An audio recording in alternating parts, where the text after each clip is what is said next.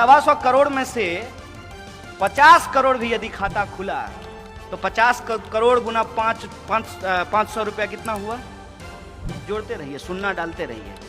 किसका कर्जा माफ किया गया? किसान का। किसका माफ किया गया? अंबानी जी का। 3,16,500 करोड़ रुपया कर्जा माफ किया गया है। बेहतरीन झूठ बोलते हैं, लेकिन सामने से देखिएगा ना, आपका दिल कहेगा कि कुछ भी हो, इस बंदे को तो झूठ बोलने के लिए ऑस्कर मिलना चाहिए। उनका विरोध करने में मजा थोड़ी आता है। It's bad job, it's not a good job. 1 lakh crore रुपया कर्जा ये ले लिए हैं। नारा क्या लगा रहे हैं? Made in India. वाह गुरुजी, कहते हैं मेड इन इंडिया। नागपुर में मेट्रो बन रहा है, कंपनी का नाम पढ़े हैं? कहां की कंपनी है? चाइना की है। आप सब लोग देशद्रोही हैं। आप लोग जी न्यूज देखा कीजिए। यह है मेक इन इंडिया। एक नारा है ना, स्किल इंडिया।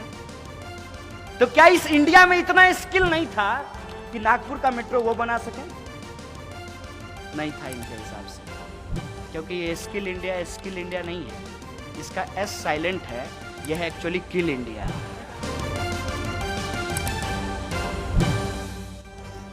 इस देश में प्रधानमंत्री कह रहे हैं कि हमने जनधन खाते खुलवाए। बहुत बढ़िया, बजाओ ताली। और खाते जब खुलवाए तो 500 रुपया आपसे डलवाए। और देश का पॉपुलेशन प्रधानमंत्री हमेशा बोलते रहते हैं, क्या कहते हैं? 125 करोड़। अरे 125 करोड़ में से 50 करोड़ भी यदि खाता खुला तो 50 करोड़ गुना 500 रुपया कितना हुआ? जोड़ते रहिए, शून्य डालते रहिए। और एनपीए किसका माफ किया गया? किसका कर्जा माफ किया गया? किसान का। किसका माफ किया गया? अंबानी जी का। कितना कर्जा माफ हुआ है?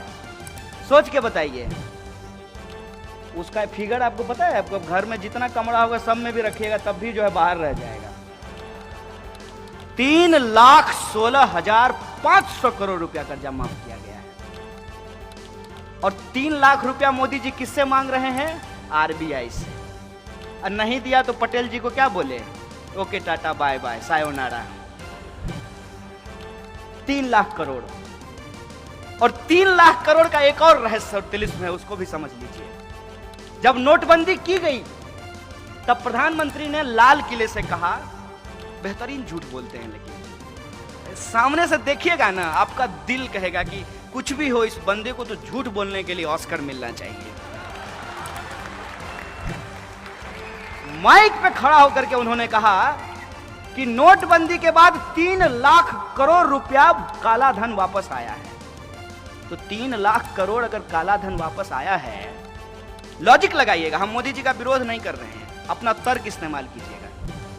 तो मेट्रो बनाने के लिए 1 लाख करोड़ जापान से कर्जा लेने की जरूरत है? सोचिए ना सर, सोचिए, समझ में आ जाएगा। अरे कोई जन्मजात मोदी विरोधी थोड़ी हम पैदा हुए थे। उनका विरोध करने में मजा थोड़ी आता है। It's bad job, it's not a good job. क्यों करना पड़ रहा है? इसलिए करना पड़ रहा है कि बाप दादे ने जो पेड़ लगाए थे उसका मजा हमने लिया। इस देश में यदि बाबा साहब भीमराव अंबेडकर का संविधान नहीं होता तो इस देश में पब्लिक एजुकेशन पे पैसा खर्च नहीं होता, और पब्लिक एजुकेशन के भीतर एक ही बेंच पे ब्राह्मण और दलित का बच्चा एक साथ बैठ करके पढ़ाई नहीं कर रहा होता।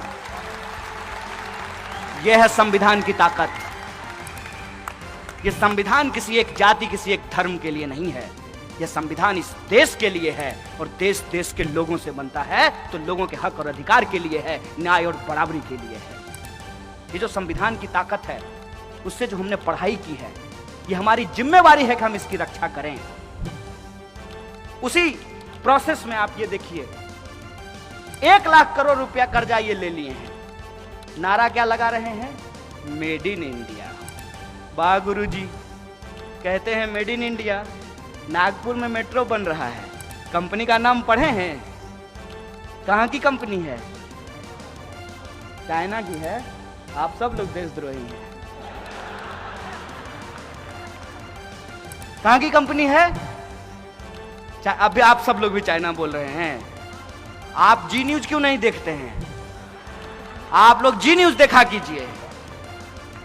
यह है मेक इन इंडिया। क्या इस देश की किसी कंपनी के पास इतना स्किल नहीं था क्या? क्योंकि एक नारा है ना, स्किल इंडिया।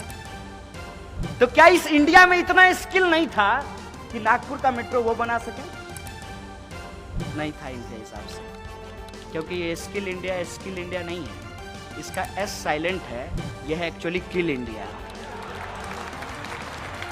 और नोटबंदी से इस देश के छोटे छोटे जो उद्योग धंधा करने वाले लोग थे, जो छोटे छोटे व्यापारी थे, उनके उद्योग धंधों को तबाह कर दिया गया और पैसा आपसे लेकर के पूंजीपतियों को दे दिया गया। और जब आरबीआई ने कहा कि इससे ज्यादा नहीं कर सकते भाई, सितार के तार को इतना ही खींचिए जितना में सुर भी निकले, ऐसा ना हो कि टूट जाए। उर्जित पटेल कहा ओके बाय बाय। ये है इस देश के इंस्टीट्यूशन की हालत। एक एक इंस्टीट्यूट को आप उठा करके देख लीजिए। आप चुनाव आयोग को देख लीजिए, आप सीबीआई को देख लीजिए, आप आरबीआई को देख लीजिए, और आप पब्लिक सेक्टर यूनिट जो है उसकी स्थिति देख लीजिए। हर पब्लिक सेक्टर यूनिट को कहा गया कि आपको शौचालय बनवाने हैं, लेकिन शौचालय बनाएगा कौन? आरएसएस के 600 संगठन है, 600। और किसी को ठेका नहीं देना है। किसको देना है? यदा सदा वत्सल्य, सुबह सुबह जो जाकर के करेंगे उसको ही ठेका देना है। और वो क्या किया? वो सुबह में बाथरूम बनाया, शाम में लेकर के घर गया। हम तो अब पूछना बंद कर दिए हैं कि 15 लाख हमारे खाते में आया कि नहीं आया। हम तो सिर्फ ये सरकार से जानना चाहते हैं कि जो बाथरूम आपने बनवाया उसमें पानी आता है कि नहीं आता है। जब लोगों को जोर से आ जाए तो पानी मिलेगा कि नहीं मिलेगा। हम तो ये पूछना चाहते हैं। किसी चीज का कोई हिसाब नहीं है। और भावनात्मक बातें, जैसे गांधी जी का चश्मा स्वच्छ भारत के पोस्टर पे लगा दिया। ऐसा लगता है कि गांधी से कोई उसका चश्मा छीन करके सावरकर के सर पे लगा दिया। मैं कैसे महसूस करते होंगे आप कल्पना कीजिए। थोड़ा जो अपना इमेजिनेशन पावर है उसको देखिए कि सामने में एक बैनर हो जिस पे एक तरफ गांधी हो और दूसरे तरफ मोदी हो, तो गांधी जी को कैसा महसूस कर लगता होगा? अरे यार कहां फंस गए। इससे अच्छा तो राष्ट्रपिता नहीं होते। मैंने जो लोग मार करके मिठाई बांटी और उस हत्या को बध बताया, बध। अगर मैं गलत बोल रहा हूं तो मुझे बताइएगा। गांधी हत्या को ये लोग गांधी बध बोलते हैं। वही लोग सत्ता में आकर के कितना बेहतरीन एक्टिंग करते हैं मोदी जी, समझिए। जब वो गांधी पे फूल डाल रहे होते हैं, कितना बेहतरीन एक्टिंग है। कितना बेहतरीन एक्टिंग है जब वो बाबा साहब अंबेडकर के फोटो पे माला चढ़ा रहे होते हैं। क्योंकि उनका सोच क्या है? सोच है उनका कि गटर में उतरने से आध्यात्मिक सुख मिलता है। गजब का प्रधानमंत्री हो यार। तो उनका एक वीडियो आया था, योगा कर रहे थे। मन किया कि पूछ लें कि गटर में कब उतरिएगा आध्यात्मिक सुख के लिए। कर्मयोगी नाम का एक पुस्तक लिखे जिसमें बोले कि गटर में उतरने से आध्यात्मिक सुख मिलता है। और उससे भी ज्यादा हमारे यहां बिहार में एक शब्द कहते हैं, ढीठ। ढीठ ढीठ कहने का मतलब यह है कि आप कुछ भी कहिए, दोनों कान का इस्तेमाल करेंगे, एक से सुनेंगे दूसरे से निकालेंगे और मुंह से मन की बात करते रहेंगे, जनता कहीं भी जाए। प्रधानमंत्री कहते हैं कि गटर के गैस से चाय बनाई जा सकती है। उनको गटर का गैस दिख जाता है। आपको गैस दिखा है? आप घर में एलपीजी यूज करते हैं ना, तो एलपीजी जो होता है उसमें स्मेल नहीं होता है ओरिजिनली, तो उसमें एक स्मेल मिलाया जाता है ताकि जब लीकेज हो तो लोगों को पता चल जाए कि गैस लीक हो रहा है। प्रधानमंत्री के पास अद्भुत कला है कि गैस भी देख लेते हैं। आंख है कि एक्सरे मशीन है, आप देख लीजिए। ऐसे ही थोड़ी उनको अवतार साबित किया गया है। तो बोले कि एक बार हम जा रहे थे तो गैस से जो है हमने देखा कि लोग चाय बना रहे हैं। अब इसको कोई भी कह देगा कि झूठ है, खुद प्रधानमंत्री के बगल में जब वो भाषण दे रहे होते हैं तो एक आदमी खड़ा होता है एसपीजी का ऐसे करके, तो वो कहता होगा कितना बड़ा झूठा है यार।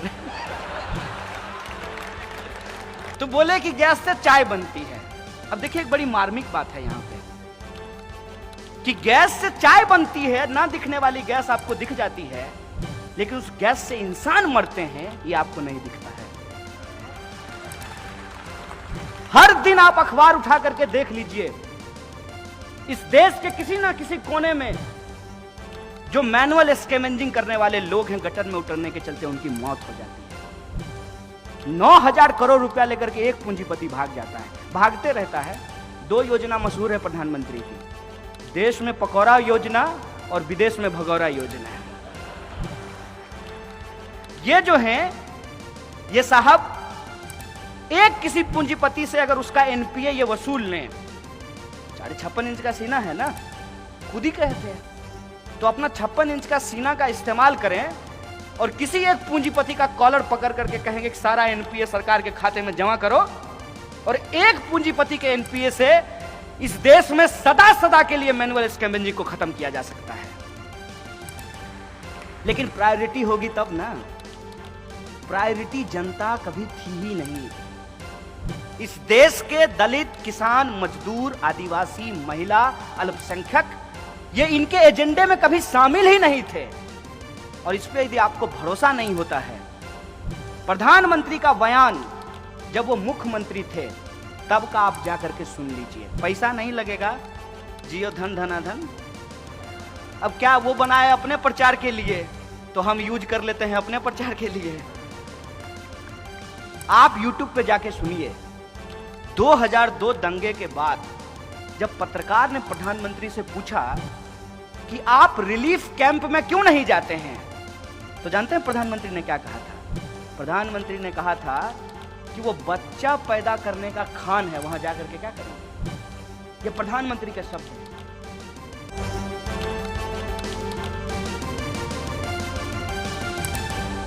आपकी आवाज